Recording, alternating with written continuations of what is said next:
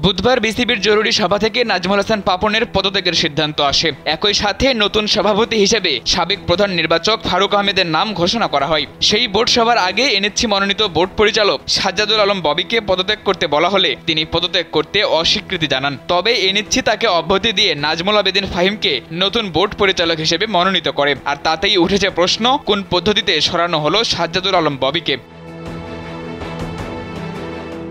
বিসিবিতে NSC মনোনীত দুই পরিচালক ছিলেন জালাল ইউনুস ও সাজ্জাদুল আলম। ১৯ আগস্ট সকালেই দুজনকে ফোন করে বিসিবি থেকে পদত্যাগের অনুরোধ করেন এনএসসির সচিব আমিনুল ইসলাম। জালাল ইউনুস সেদিনই তার পদত্যাগপত্র ইমেইল করে দিলেও সাজ্জাদুল আলম কোনো সাড়া দেননি। এরপর এনএসসি থেকে তার মনোনয়ন বাতিল করা হলে ক্রিকেট বোর্ডের কাজে সরকারি হস্তক্ষেপ বলে মন্তব্য করেছেন তিনি। ২৫০টিরও বেশি ডিজাইন অপশন নিয়ে ওয়ালটন স্মার্ট ফ্রিজ, বোঝে আপনার প্রয়োজন।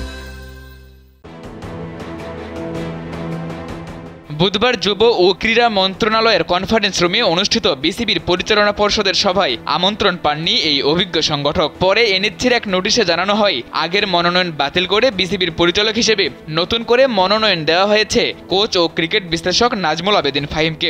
নোটিশের অনুলিপিও পাঠানো হয় সাজ্জাদুল আলমের কাছে।